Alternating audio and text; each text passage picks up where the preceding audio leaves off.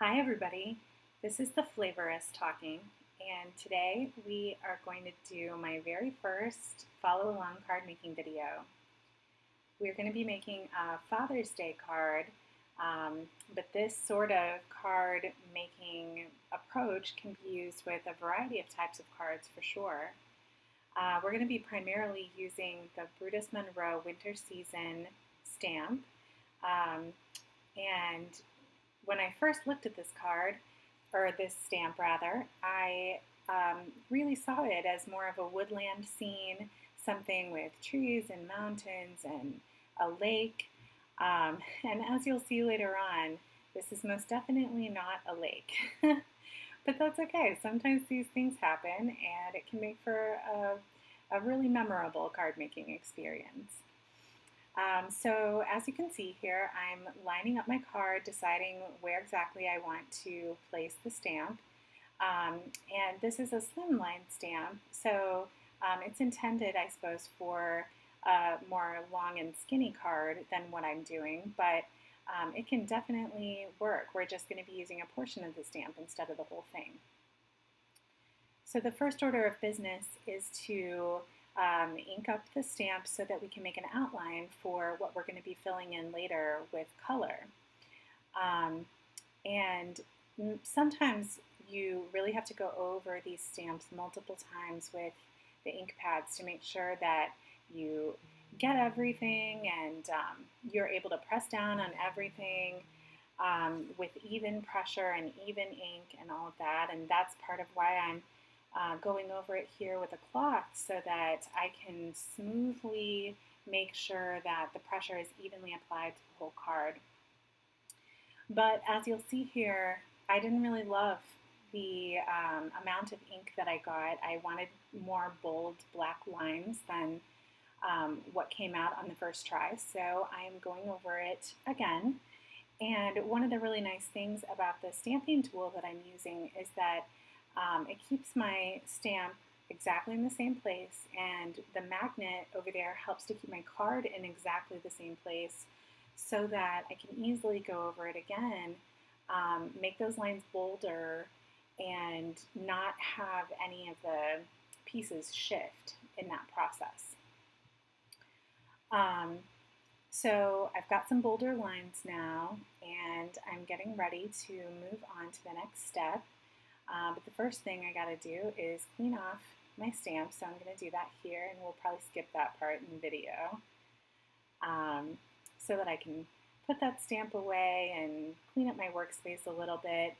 I have a nice big desk, but it's not quite big enough to leave all my stuff out until I'm done. So now I'm evaluating exactly how I want to proceed. I'm going to be using a technique that I haven't used a ton, so there's a little bit of trial and error while I'm doing this card, but essentially I'm using distress ink and distress oxide in different shades, and since it is water reactive, water soluble, we can kind of use it like it's a watercolor paint. So that's what I'm doing, and I'm trying a few different ways of mixing the water and the ink. As you can see, I started off with just spraying the water directly into the ink, and that produced a certain type of result, but the video is going to speed up here in a second, and you're going to be able to see that I switch up my technique later on because what I found was that this didn't give me much control as I was applying the color. I didn't have a ton of control about how heavy the color was going to be. So for after I finally get through this first layer with Salty Ocean for the sky, I decide to try a different way, which is to have a little bit of water on the side and put the ink in a different place, get my brush wet, and then add ink to the brush. So here I'm using weathered wood for the mountains, and this is pine needles, I believe. And it starts moving much quicker once I start using it this way, where I have the water and the ink separate. I felt like it gave me a lot more control in the amount of coverage that I wanted to do. So I'm finishing up here with broken china for the lake, which, as you can see, is not supposed to be a lake. Although, I don't know if you can tell that from the video, but I realized while I was doing it that that's actually supposed to be a field of snow. So we'll just make do. I ended up calling this card the Lake of Trees because I felt like it was appropriate with the trees coming right out of the lake. I'm using my Micron brush pen here in brown to fill in the tree trunks. And then I grab a little liner in black to still darken some of the lines that I didn't feel were dark enough for the outlines.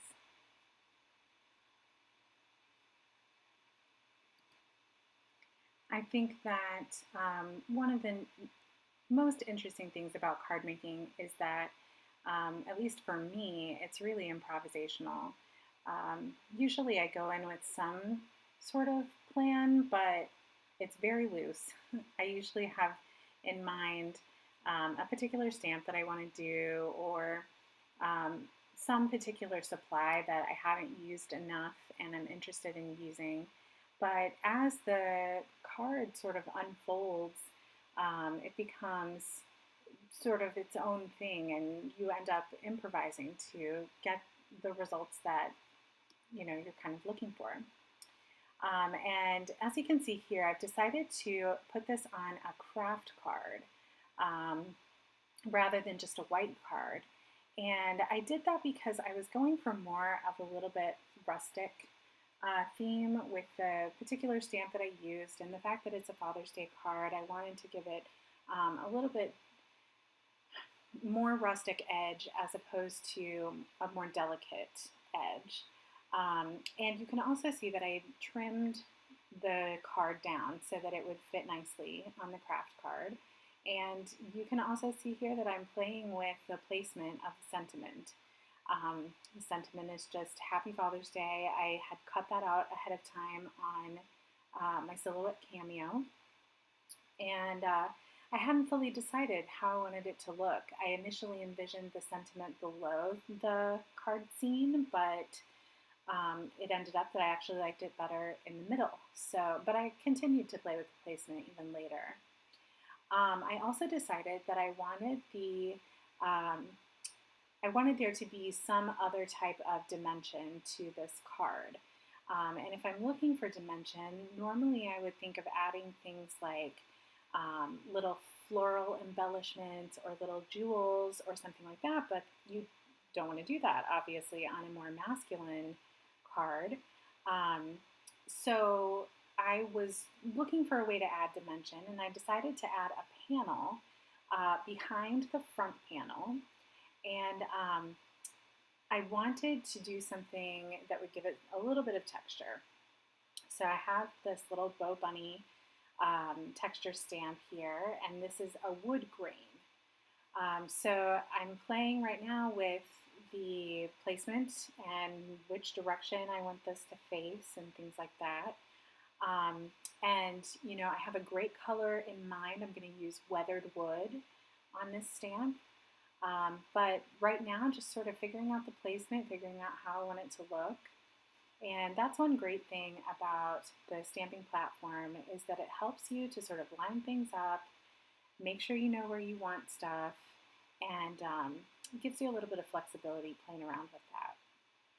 So I have decided to do the wood grain at the top and at the bottom of this panel that I'm going to put in. So I'm going to go ahead and ink that up with my weathered wood. And one thing I discovered when I was using the weathered wood for the front panel painting, the mountain color, is that my weathered wood stamp is pretty dried out. So I'm definitely going to have to get a reinker for that. But I may do the best I could with this. So I'm going ahead and stamping down that wood grain on this white panel here. And it was okay. Didn't love it, so I thought maybe I would add another layer, make it a little bit more intense, and see what we got there.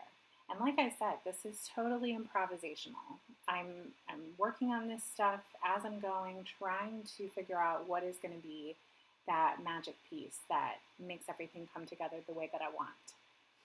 So I go ahead and I stamp this a little bit more intense here, and I decide that's going to have to be good enough.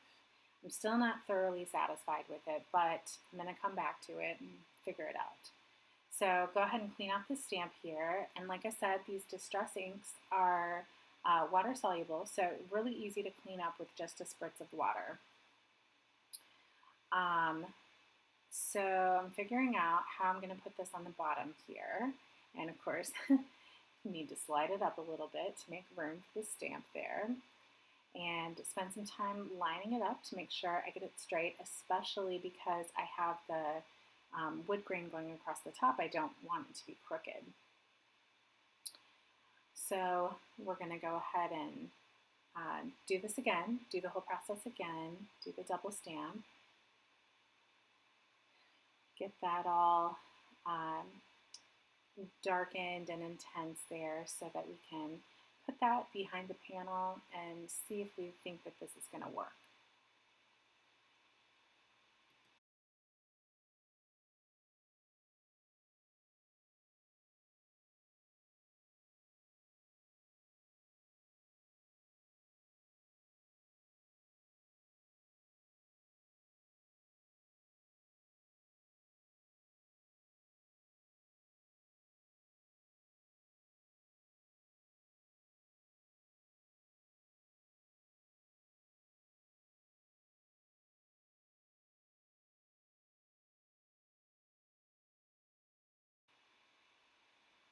So I'm decently happy at this point with the intensity of the lines on the wood grain. Just going to clean things up a little bit, move this Misty out of my way. And I don't know why I did not wipe all the rest of the water off of that thing, but here we are. So I decided when I was placing these panels down that it was still missing something. I did not love the way that the white panel was just really stark white. So I decided to go ahead and do some ink blending to give myself a slightly darker background, something that would fade a little bit more into the background but still be there to provide that texture. So I'm using the same color as what I stamped the wood grain with. I'm using the weathered wood and just blending that down there. And because I stamped it twice with the wood grain stamp, it's still going to be more intense than the ink blending that I'm currently doing. So I'm just going to go ahead and do the ink blending at the top and the bottom of this panel. I don't need to do the middle because that's going to be hidden behind the other panel. So we're really only going to see the very top and the very bottom of this panel.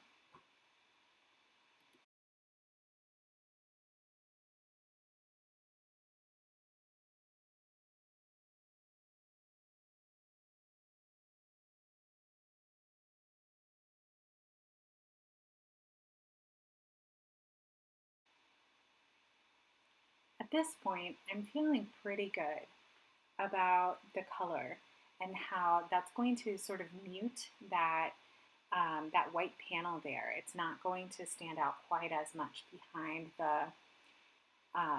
the mountain scene, but it is going to be there to provide a little bit of additional texture, to provide a little bit of additional depth, and just a little bit of more visual interest. So there we are. That's the finalized design. I really loved this card. I felt that it really sort of represented some of the things that I love the most about my dad, his interest in the outdoors, and some of the things that we've done together, and some of the best stories that we have shared. So you'll find that in the finished version of the card, I did draw a little sign coming out of the lake, of course, because this is the lake of trees.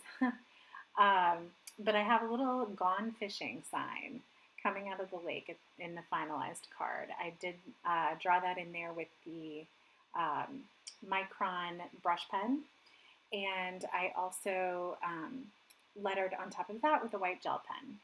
So you may or may not notice it in the finalized version of the card, but I put that in there especially for my dad. So just gluing things on here, I like to use this Tombow Mono Multi. I think that for me, this glue works just super well for gluing down card panels and finalizing things because once you put it on, you have at least a few seconds to be able to move things around a little bit. I know a lot of people like to use crafting tape and things like that to glue down their panels, but I am just really adept at putting things down crooked. So this gives me a chance to get it down there the way that I want it to be and move it around a little bit if I need to. So just finalizing the placement of the sentiment, and here we are with the finalized card.